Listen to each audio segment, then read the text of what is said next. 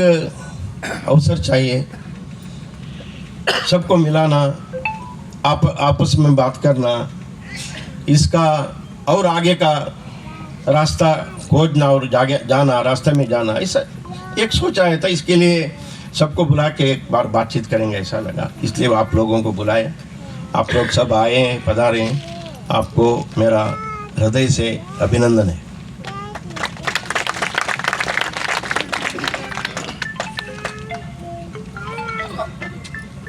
राष्ट्र 60 वर्ष और संघ का 100 साल 100 ವರ್ಷ, ये दोनों एक साथ आए, ಒಟ್ಟಿಗೆ ಬಂದಿದೆ. ये ಸೌಭಾಗ್ಯ, ಇದು ನಮ್ಮೊಂದು ಒಳ್ಳೆಯ ಅವಕಾಶ. ಸಂಘ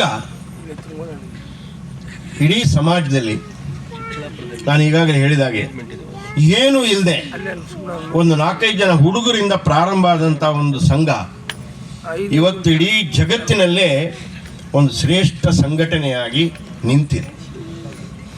ಸಂಘ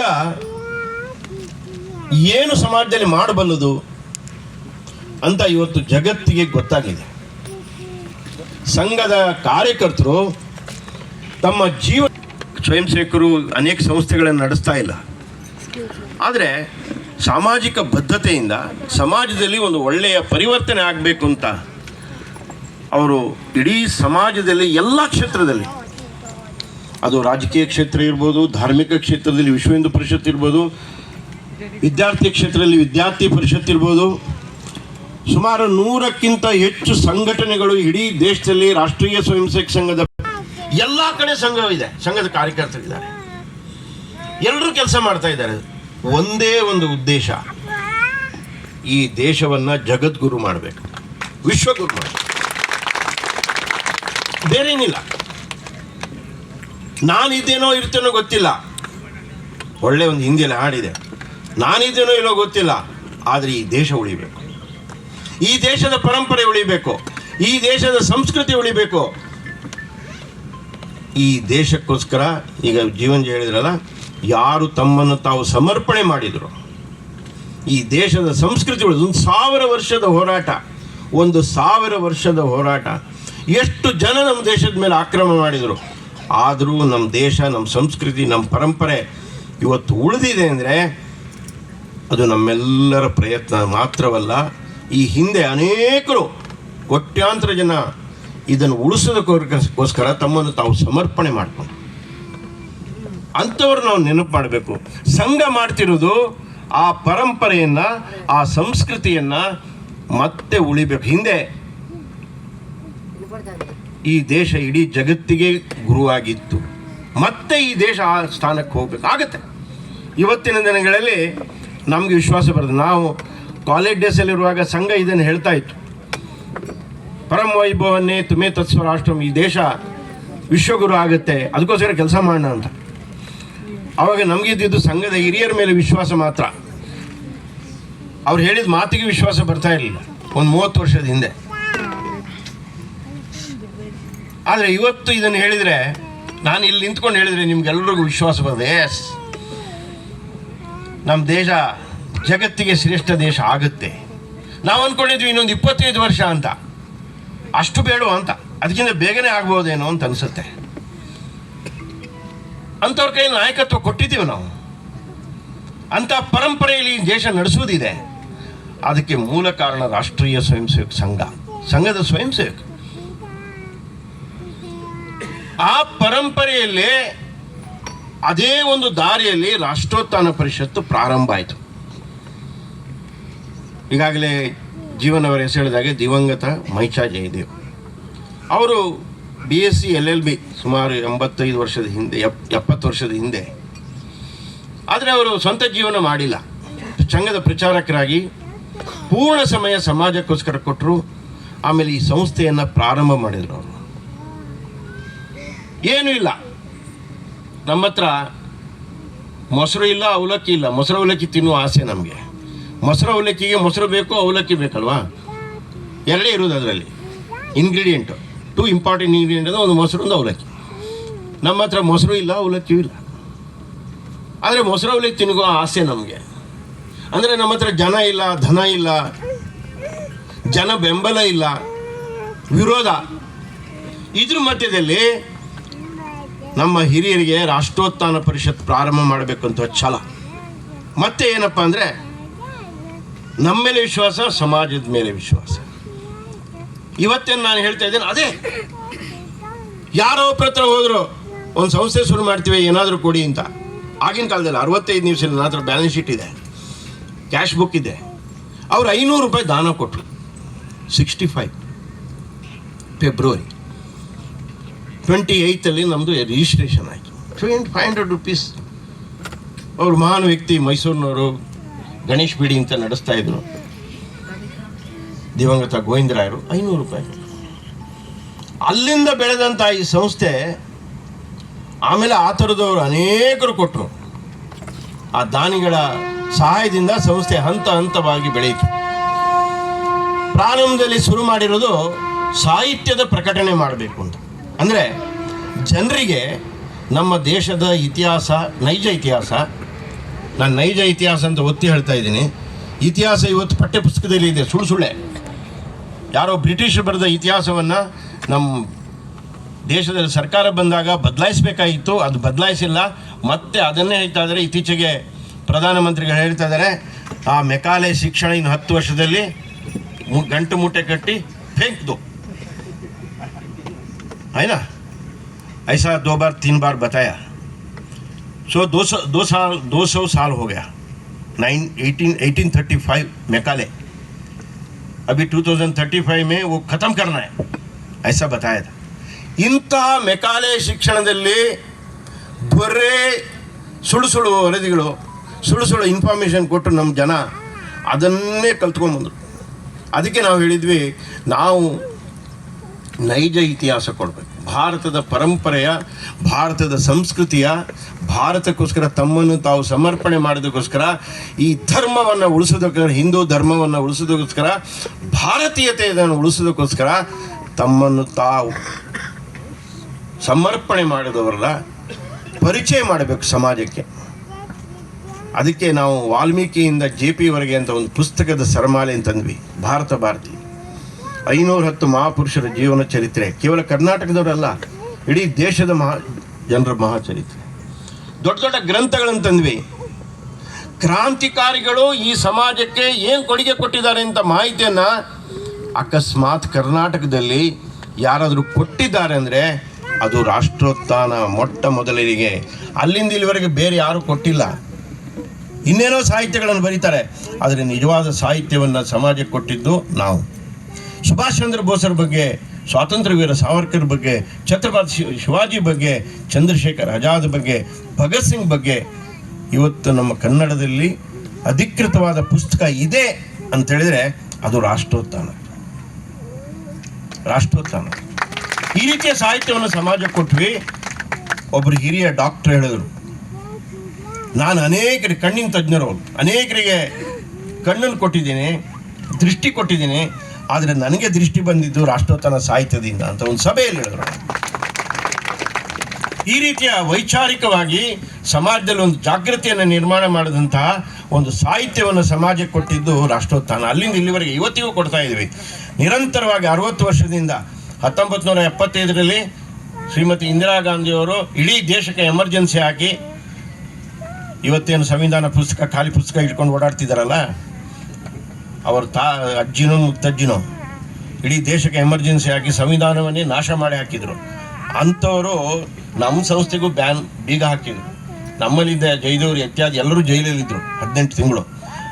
ಅಂಥ ಸಮಯದಲ್ಲಿ ಸ್ವಲ್ಪ ಹಿಂದಕ್ಕೆ ಬಿಟ್ಟರೆ ಇನ್ನು 60 ವರ್ಷನೂ ನಿರಂತರವಾಗಿ ಸಮಾಜಕ್ಕೆ ಒಳ್ಳೊಳ್ಳೆ ಸಾಹಿತ್ಯವನ್ನು ನಾವು ಕೊಟ್ಟಿದ್ದೀವಿ. ಇತ್ತೀಚೆಗೆ ಒಂದು ಪ್ರಕಟಣೆ ತಂದ್ವಿ, ಅದು ಹೇಳಿ ನಾನು ಮುಂದಿನ ವಿಷಯಕ್ಕೆ ಹೋಗ್ತೀನಿ.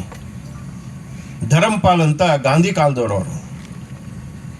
ಅವರು ಭಾರತದ ಬ್ರಿಟಿಷ್ ಅಂದರೆ ಬ್ರಿಟಿಷ್ ಬರೋ ಮುಂಚೆ ಭಾರತ ಹೇಗಿತ್ತು ಅಂತ ಒಂದು ಅಧ್ಯಯನ ಮಾಡಿ ಬ್ರಿಟನ್ನಿಗೆ ಹೋಗಿ ಅಲ್ಲಿ ಲಂಡನ್ನಲ್ಲಿ ವರ್ಷಗಟ್ಟಲೆ ಅದನ್ನು ಅಧ್ಯಯನ ಮಾಡಿ, ಅವಾಗ ಈ ಜೆರಾಕ್ಸ್ ಹೋಗಿರೋಕ್ಕಿಲ್ಲ, ಅವರೇ ಟೈಪ್ರೈಟ್ ಕಲಿತು ಟೈಪ್ರೈಟಲ್ಲಿ ಮೆಷಿನ್ ಮಾಡಿ ಒಂದು ದೊಡ್ಡ ಬಾಕ್ಸಲ್ಲಿ ಅದನ್ನು ಹಾಕಿ ಭಾರತಕ್ಕೆ ತಂದು ಅದನ್ನು ಪುಸ್ತಕ ರೂಪದಲ್ಲಿ ಕೊಟ್ಟಿದ್ದಾರೆ.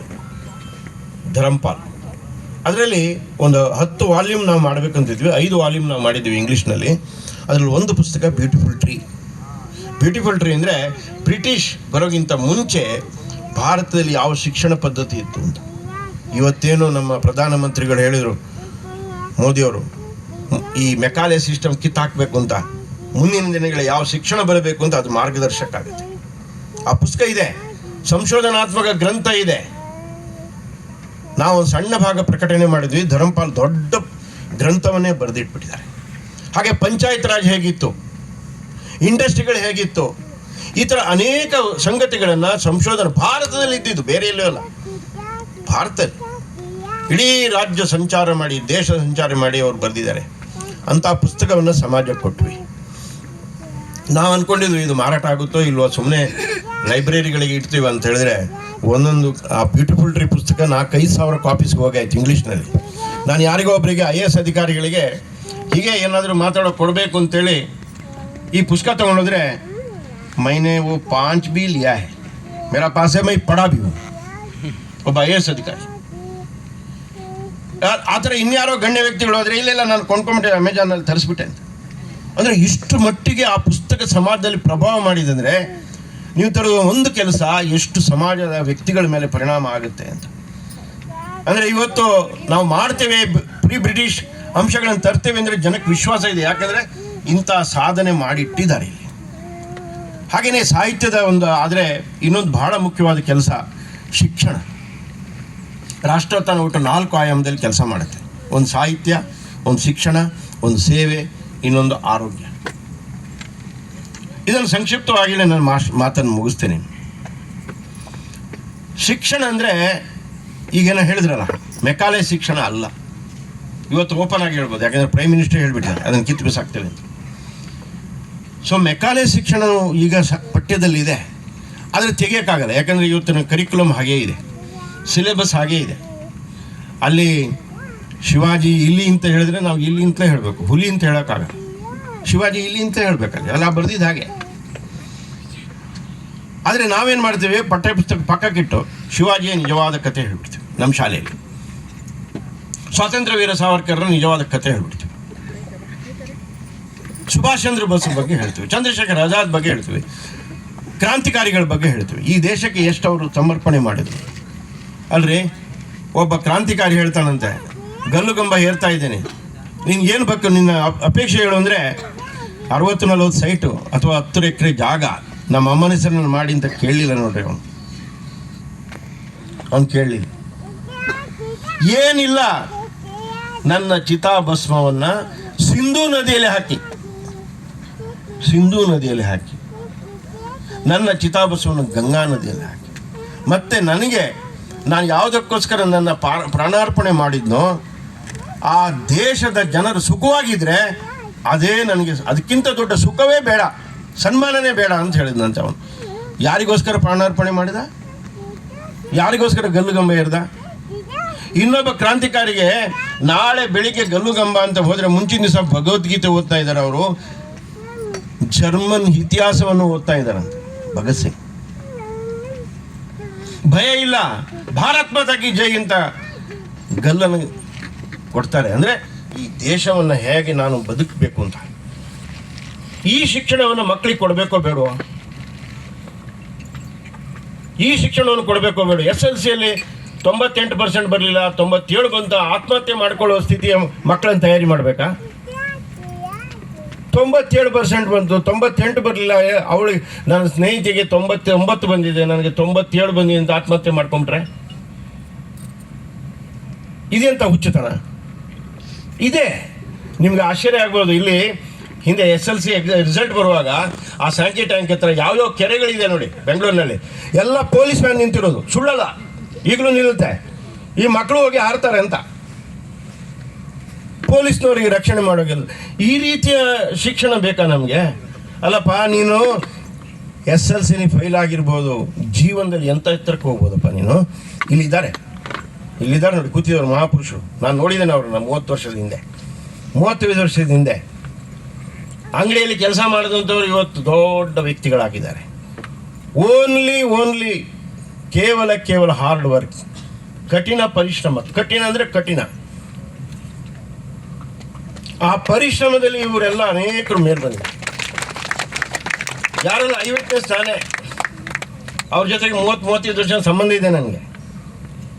1990ರಿಂದ ಚಿಕ್ಕಪೇಟೆಗೆ ನಾನು ಓಡಾಡ್ತಿದ್ದೀನಿ ಕಾರ್ಯಕರ್ತನಾಗಿ. ಒಬ್ಬೊಬ್ಬರದ್ದು ಇತಿಹಾಸ ಗೊತ್ತಿದೆ ನನಗೆ. ಎಸ್, ನಾವು ಅಂಥ ಶ್ರೇಷ್ಠ ಆಗಬೇಕು. ಯಾವುದೋ ಒಂದು ಫೇಲ್ ಆದ ತಕ್ಷಣ ಜೀವನದಲ್ಲೇ ಫೇಲ್ ಅಂತ ಹಾರ್ಬಿಡೋದ. ಯಾರೋ ಒಬ್ಬರು ಆ ಬಾಬರಿ ಮಸೀದ್ ಬೀಳುವಾಗ ಇಲ್ಲಿದ್ದಾರೆ, ಕೂತಿದ್ದಾರೆ. ಅವರು ನಾವೊಂದು ತುಂಬ ಕಷ್ಟ ಇದ್ದಾರೆ, ಅವರು ಅಂಗಡಿಯಲ್ಲಿ ಕೆಲಸದಲ್ಲಿದ್ದಾರೆ, ನೀವು ಹೋಗೋದು ಬೇಡ ಅಂತ ತುಂಬಿಸ್ತಾ ಇದ್ವಿ ಅಲ್ಲಿಗೆ ಹೋಗಲಿಕ್ಕೆ ಜನರಿಗೆ. ನಮ್ಗೆ ಗೊತ್ತಿರಲಿಲ್ಲ ಬಾಬರಿ ಮಸೀದ್ ಹೊಡಿತಾರಂತ. 1992 ಟ್ರೈನ್ ಎಲ್ಲ ತುಂಬಿದೆ. ಅವರನ್ನು ಬೀಳ್ಕೊಡೋ ಮುಂಚೆ ಒಂದು ರೂಮ್ನಲ್ಲಿ ಕೂರಿಸಿ, ಅಂದರೆ ಗೊತ್ತಿಲ್ಲ ಫೈರಿಂಗ್ ಆಗ್ಬೋದು, ಇನ್ನೊಂದು ಆಗ್ಬೋದು, ಏನಾಗುತ್ತೆ ಗೊತ್ತಿಲ್ಲ ಅಂತ ಒಂದು ಕಡೆ ಕೂರಿಸಿ ಊಟ ಗೀಟ ಚೆನ್ನಾಗಿ ಹಾಕಿ ಈ ತಿಲ್ಕ ಇಟ್ಟು ಅವ್ರನ್ನ ಟ್ರೈನ್ ಹತ್ತಿಸ್ಬಿಡೋದು.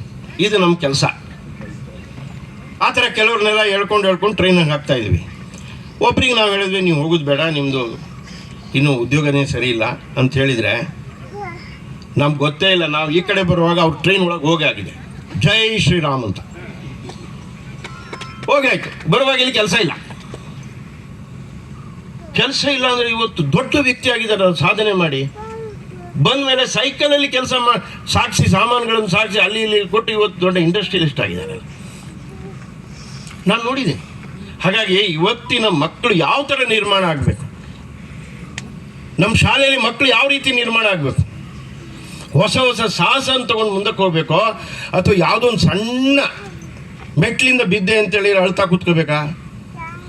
ಮನೆಯಿಂದ ಇಳಿಬೇಕಾದ್ರೆ ಮೆಟ್ಲಿಂದ ಬಿದ್ದೆ, ಅದಕ್ಕೆ ಅಪ್ಪ ಅಮ್ಮನೂ ಇದ್ದಾರೆ, ಅಯ್ಯೋ ಮಗು ಬಿದ್ದ ಬಿದ್ದರೆ ಹೇಳಲು ಅವನು. ಮಕ್ಕಳನ್ನು ಯಾವ ರೀತಿ ತಯಾರಿ ಮಾಡಬೇಕು, ಇದು ಶಿಕ್ಷಣ. ರಾಷ್ಟ್ರೋತ್ಥಾನ ಪ್ರಾರಂಭದಿಂದನೂ ಇದನ್ನು ಹೇಳ್ತಾ ಇದೆ. ಮಕ್ಕಳಿಗೆ ಒಳ್ಳೆಯ ಶಿಕ್ಷಣ ಕೊಡಿ, ಅವರು ಬರೀಬೇಕು, IIT ಪಾಸ್ ಮಾಡಬೇಕು, ಎಲ್ಲ ಮಾಡೋಣ. ಅದ್ರ ಜೊತೆಗೆ ಜೀವನದ ಶಿಕ್ಷಣ ಬರಬೇಕು, ಜೀವನ ಮೌಲ್ಯಗಳು ತಿಳ್ಕೋಬೇಕು.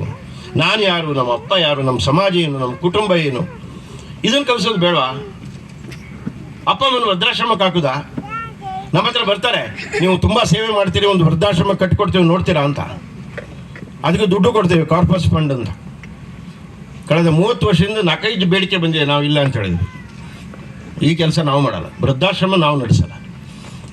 ಯಾರು ಮಕ್ಕಳಿದಾರೋ ಅವರೇ ಅಪ್ಪ ಅಮ್ಮನ ನೋಡಬೇಕು, ಇದು ನಮ್ಮ ಧರ್ಮ. ಅಲ್ಲ, ಮಕ್ಕಳಿಗೆ ಯಾವ ಶಿಕ್ಷಣ ಕೊಡ್ಬೇಕು ನೀವು? ಇವತ್ತು ಅಮೇರಿಕಾದಲ್ಲಿದ್ದು ಅಪ್ಪ ತಾಯಿ ತೀರು ಹೋಗಿದ್ದಾನೆ, ಪಕ್ಕದವರಿಗೆ ಹೇಳ್ತಾ ಇದ್ದಾರೆ, ನೀವೇ ಎಲ್ಲ ಮುಗಿಸಿ ದುಡ್ಡು ಬೇಕಾದ್ರೆ ಕಳಿಸ್ತೇನೆ ನಾನು, ಅಕೌಂಟ್ ನಂಬರ್ ಹೇಳಿ. ಪೇಪರ್ನಲ್ಲಿ ಬಂದಿದೆ, ಬರ್ತಾ ಇದೆ. ಈ ರೀತಿ ಶಿಕ್ಷಣ ಕೊಟ್ಟರೆ ಏನಪ್ಪ ಲಾಭ? ಮನುಷ್ಯತ್ವವಿಲ್ಲದೆ ಮಾನವ ಜೀವನದ ಮಾನವ ಮೌಲ್ಯವನ್ನು ಕೊಡದೇ ಇರುವಂಥ ಶಿಕ್ಷಣ ಯಾವ ಶಿಕ್ಷಣ? ಅದು ನಮ್ಮ ಶಿಕ್ಷಣ ಅದು ಅಲ್ಲ, ಅದು ಮೆಕಾಲೆ ಶಿಕ್ಷಣ. ಅದಕ್ಕೆ ಅವ್ರು ಹೇಳಿದ್ದು ತೆಗೆದು ಬಿಸಾಕ್ಯದನ.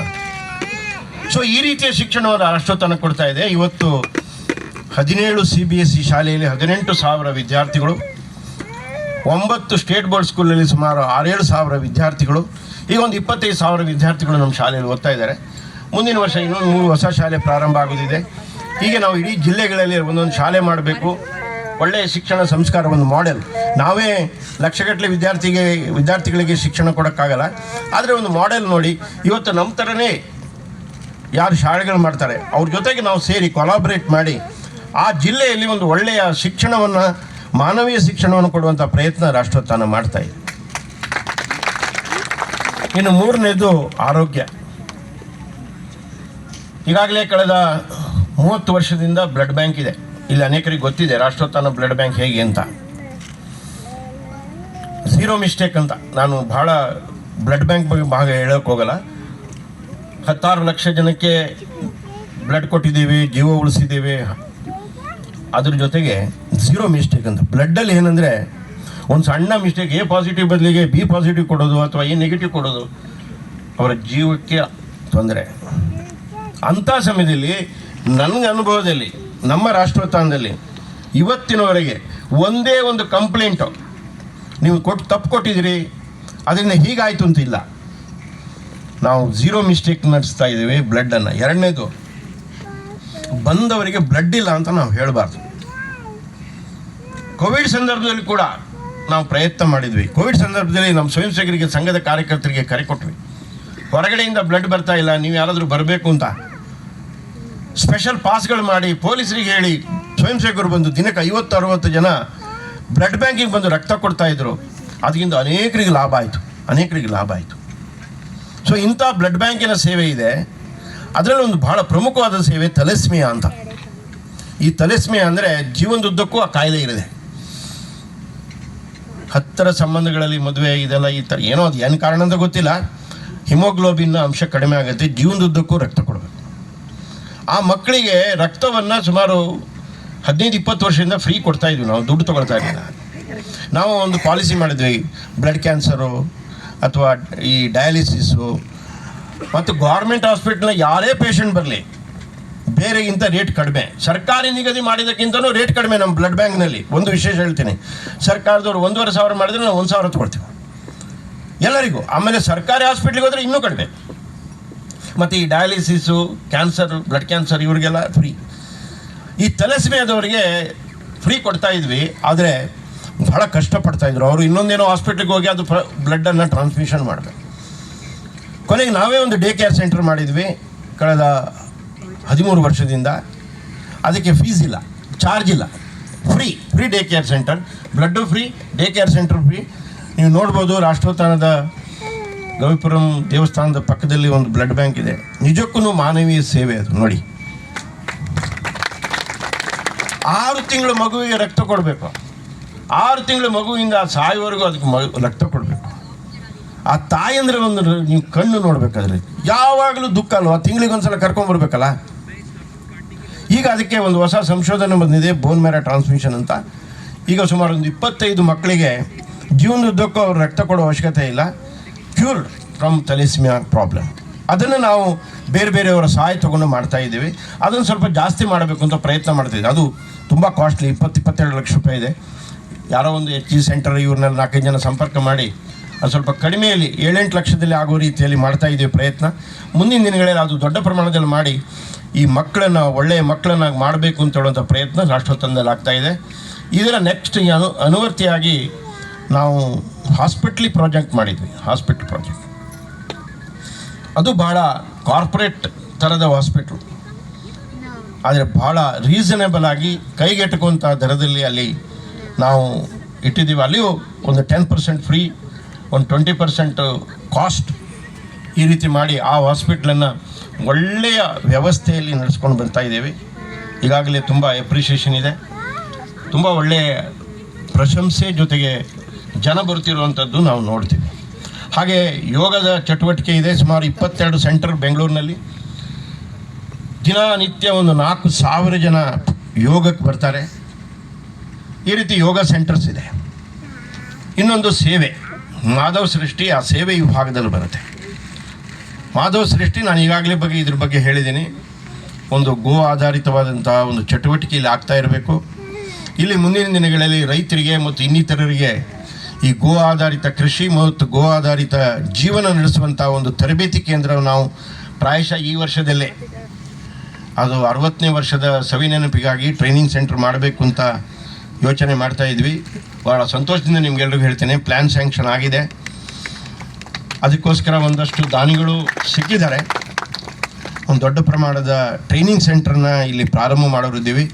ಇನ್ನೊಂದು ಭಾಳ ನಮ್ಮ ಅಡಿಗರು ಇಲ್ಲೇ ಇದ್ದಾರೆ. ಈ ಗೋಶಾಲೆಗೆ ಈ ರೂಪಕ್ಕೆ ಬರಲಿಕ್ಕೆ ಅವರು ನೋಡಿ ಈಗ ತಾನೇ ಬಂದ್ದಾರೆ, ಶ್ರೀಯುತ ಮಧುಸೂದನ್ ಅಡಿಗ, ಖ್ಯಾತ ಲಾಯರ್. ಇವತ್ತು ಈ ಗೋಶಾಲೆಯಲ್ಲಿ ನಾವೆಲ್ಲ ಇದ್ದೀರಿ ಅಂದರೆ ಅವ್ರದ್ದು ಭಾಳ ದೊಡ್ಡ ಪಾತ್ರ ಇದೆ. Very big role, very big role. ನಾನು ಬಿಡಿಸಿ ಹೇಳಲ್ಲ. ಅವ್ರದ್ದು ಅಪೇಕ್ಷೆ ಮತ್ತು ನಮ್ಮೆಲ್ಲರದ್ದು ಅಪೇಕ್ಷೆ, ಭಾರತೀಯ ಸಂಸ್ಕೃತಿ, ನಮ್ಮ ಹಿಂದೂ ಸಂಸ್ಕೃತಿಯ ಪ್ರತೀಕವಾದಂಥ ಒಂದು ಪ್ರದರ್ಶನಿಯನ್ನು ಮಾಡಬೇಕು ಅಂತ. ಅದನ್ನು ಒಂದು ಯೋಚನೆ ಇದೆ. ಗೋ ಆಧಾರಿತವಾದ ಒಂದು ಪ್ರದರ್ಶನಿ, ನಮ್ಮ ಸಂಸ್ಕೃತಿ, ನಮ್ಮ ಪರಂಪರೆಗೆ ಅನುಗುಣವಾದಂತಹ. ಪ್ರಾಯಶಃ ಅದನ್ನು ಆದಷ್ಟು ಬೇಗ, ಅದೀಗಾಗಲೇ ಅಡಿಗರು ಹೇಳಿ 10 ವರ್ಷ ಆಯಿತು, ಅದನ್ನು ಒಂದು ಯೋಚನೆ ಮನಸ್ಸಿನಲ್ಲಿದೆ, ಅದನ್ನು ಮರ್ತಿಲ್ಲ, ಅದನ್ನು ಮಾಡೋದಿದೆ. ಹೀಗೆ